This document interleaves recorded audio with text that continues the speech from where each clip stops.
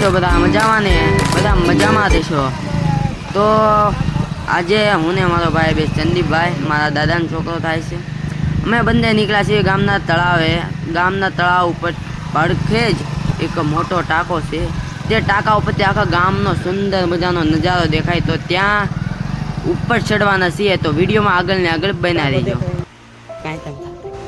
Finally દોસ્તો અમે પહોંચી ગયા છે ટાંકા પાસે. તો હવે અમે ઉપર ચડવાની તૈયારીમાં છીએ, તો વિડીયોમાં આગળ ને આગળ બના રહીજો. ઉપર તો અમે બંને વાયુ ઉપર ચડી ગયા છે. જોઈ શકો છો કેવો મસ્ત નજારો છે ગામનો, અને બાજુમાં જો આ તળાવ ગામનું. અને સંદીપભાઈ પણ તે વિડીયો બનાવે છે, તેની આઈડી છે સંજુ લોગર, એને પણ સબસ્ક્રાઈબ કરી દેજો. તો જો કેવો મસ્ત નજારો છે, સુંદર નજારો. ગામડામાં રહેવું હોય તો નજારો તો જોવો જ પડે, જોઈ શકો છો. તો 2 દી પહેલાં જ હું મારો ભાઈ સંદીપભાઈ બે ગયા હતા ભીલેશ્વરી આશ્રમે. ત્યાંનો પણ એક વ્લોગ ઉતારેલો છે, જો તે સામે જ દેખાય છે સામે. તો કેવો મસ્ત નજારો છે, સુંદર નજારો જોઈ શકો છો. આ તળાવ છે, અમે નાના હતા ત્યારે અહીંયા ક્રિકેટ રમવા આવતા. તો જોઈ શકો છો, જોઈ લો આખા ગામનો મસ્ત નજારો દેખાય. ગામનો ટાવર છે, ગામની ડુંગળી, ગામના હરિયાળી જોઈ શકો છો, જોઈ શકો છો. મસ્ત નજારો છે.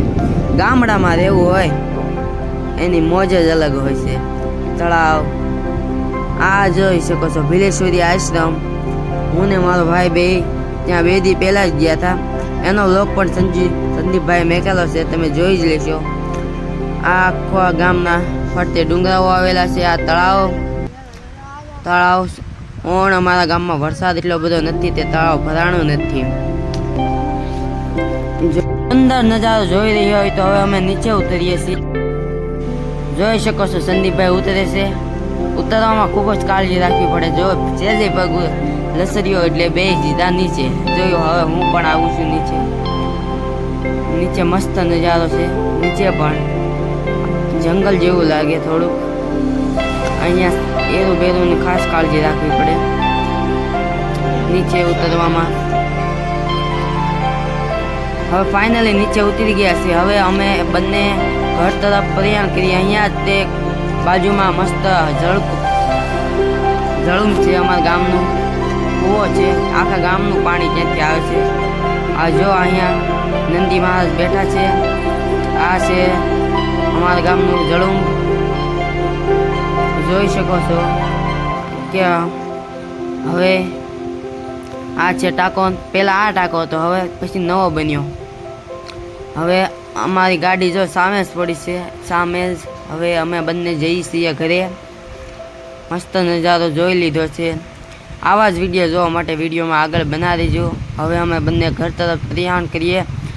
ઘરે મમ્મીને કીધા વગર આવ્યા છીએ, તો ખીજાય તે પહેલાં ઘરે પહોંચી જઈએ. મસ્ત નજારો છે.